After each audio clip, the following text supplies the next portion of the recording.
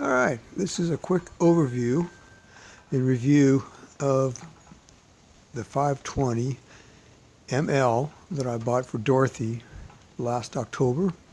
This is July 5th, 2021.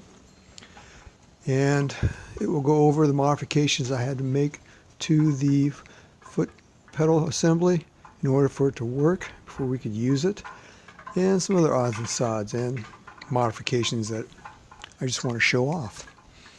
All right, let's get on this.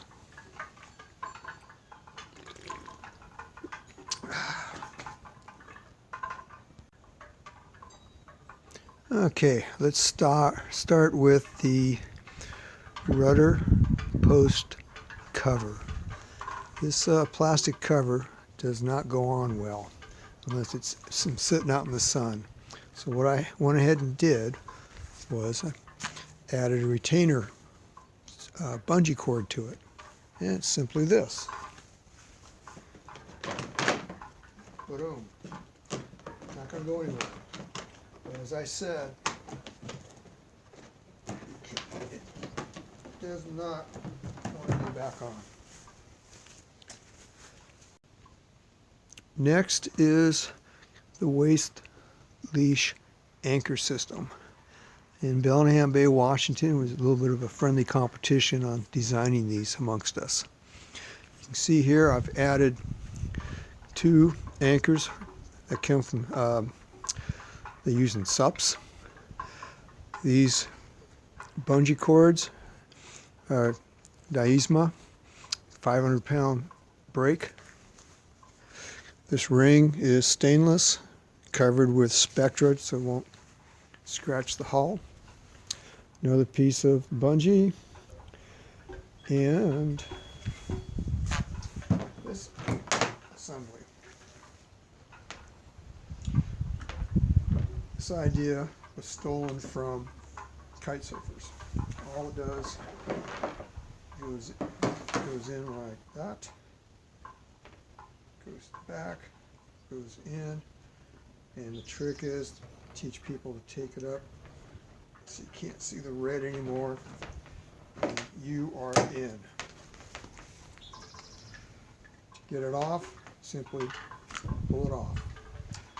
I had to add this little piece of urethane tubing because sometimes I yank it in too far, can't get it out, so pulling on this brings it out, especially with the gloves on in the winter. Oh, we paddle with gloves most of the year up here. All right, so that goes on like that again, comes in, and you simply bring it up to the red tubing. D-ring, stainless, covered again so it won't scratch.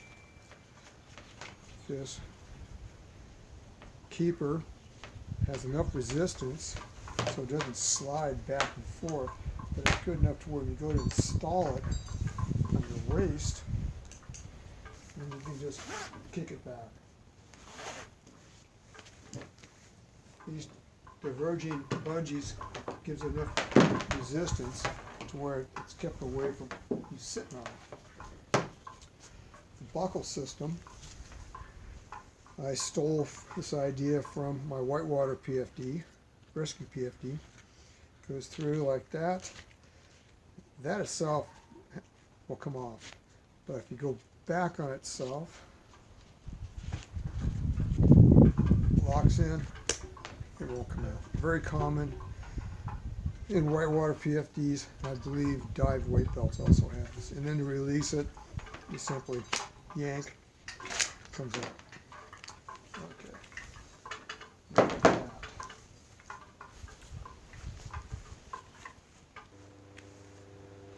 All right.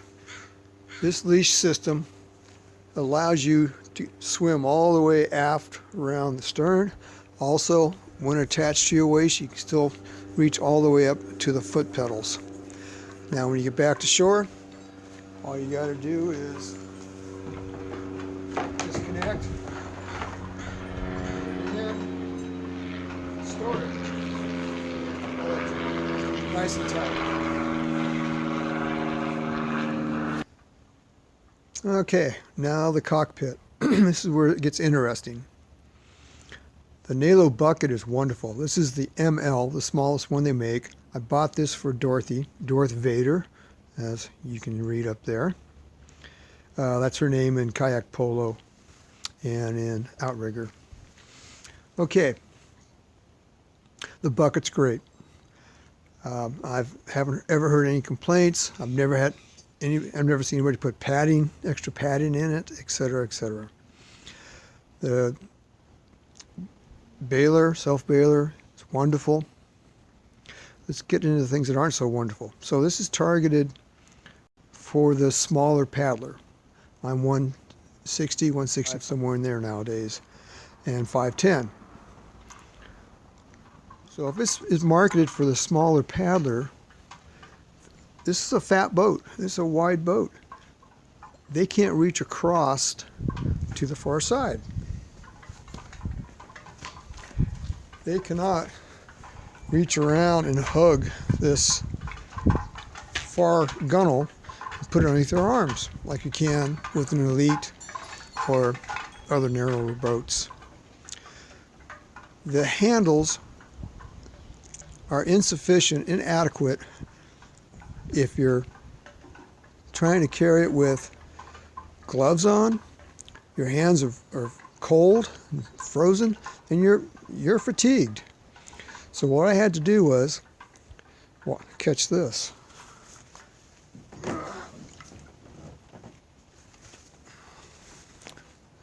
I had to add two 2-inch wide, 2-inch deep by 4-inch handles.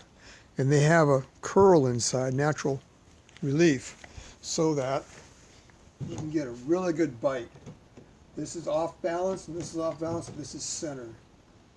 Now you can grab onto this puppy. And what I've seen Dorothy do, she'll grab it like this, and then she'll grab the front pedals. This boat is exposed to a lot of wind. And I'm just down for 30 seconds. Set it down facing the wind. At that time it was coming from the southeast. The time I ran to sprinted to my car and had a gust come from the southwest and just picked this thing up, and the rest is history. All right, next is going to be these shackles or adjustment buckles for the rudder cables.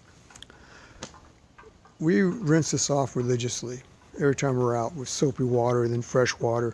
And this boat's been out 90 to 100 times in the last 9 months.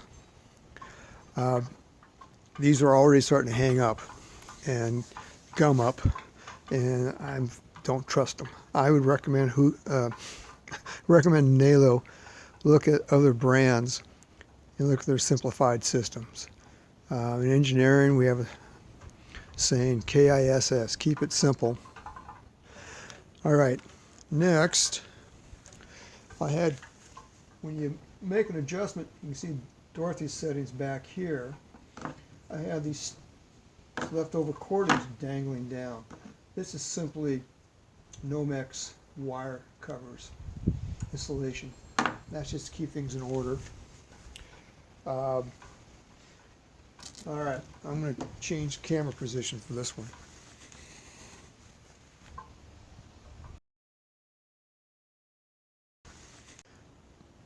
All righty, a couple more things on these buckles.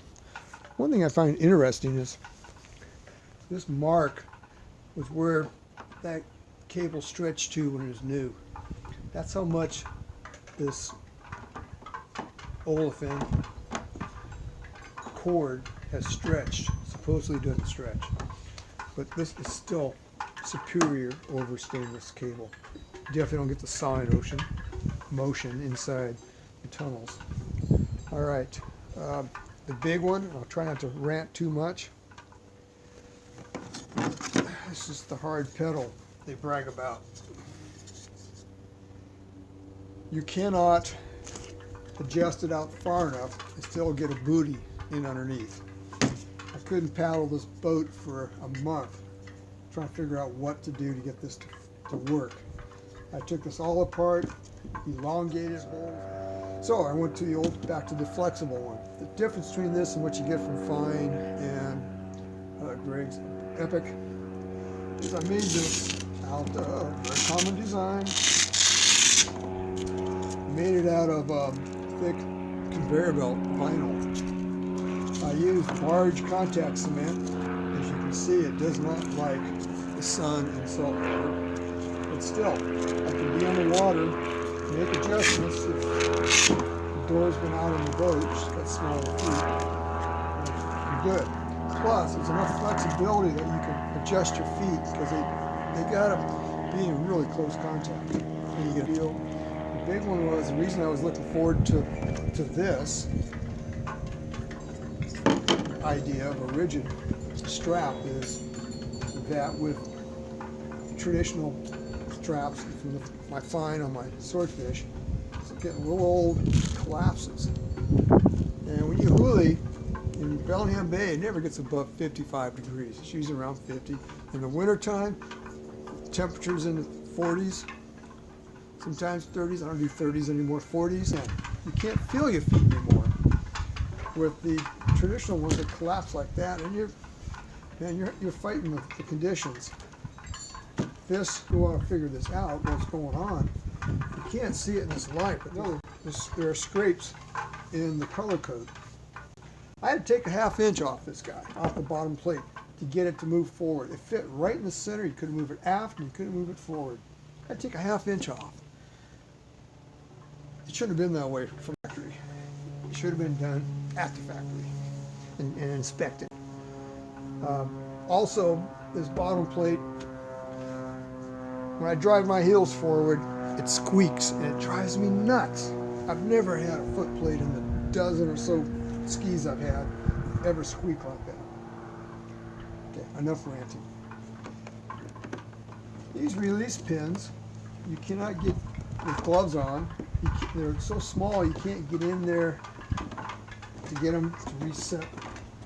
So I added this cord. You can reach up and you just do that and it locks them in place. On the other side also. And then you can bring it back.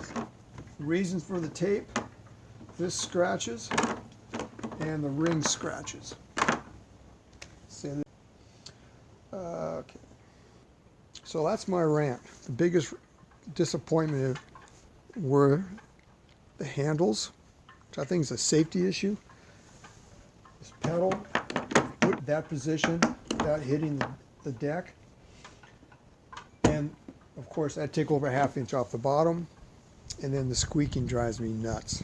Out there going, ee, ee, ee, ee. The rest of the boat hull, that's next. Here's a simple modification I made, and it pertains particularly to smaller paddlers who are trying to carry this ski down to the water and also carry their paddle. Real simple. All I did was add a bungee strap right there. All you do is slide that puppy in. You're good to go. Go down to the water. You're done. What I like about this boat, I bought it for Dorothy so she doesn't have to go through the stress of being in a boat that's not designed for you. Besides the fact this short boat is perfect for our wave frequencies, which I think I've talked about. Bellingham Bay, 5 hours north of the Columbia Gorge, is sometimes called the Columbia Gorge North. We have some big conditions, but our waves typically are tighter together. And a standard size surf ski or outrigger, 21 feet. When you catch a wave, your bow plunges in the wave in front of you. This boat, it's 17 feet, and the Kahele Puakea's 17-foot outrigger, OC1, both get on the face, catch it, and you can turn, and your bow won't plunge into the wave in front of you. A lot more fun. This boat is kind of like surfing a beach break in a shortboard, or going down a mogul run and just cutting it up. Great boat. No boats are perfect, but it's a great boat, and I'm getting ready to order the next size up, the 540. So I'm going to get rid of my other skis. I want to have just one left, and I don't race anymore. I strictly surf. And with that little extra, 7 inches of length, I hope it tracks a little better on that rare occasion when I'm out paddling and it's flat out. I hope it surfs as well as this boat. That's what it's all about. All right, I hope you got something out of this. It's in Bellingham, Washington.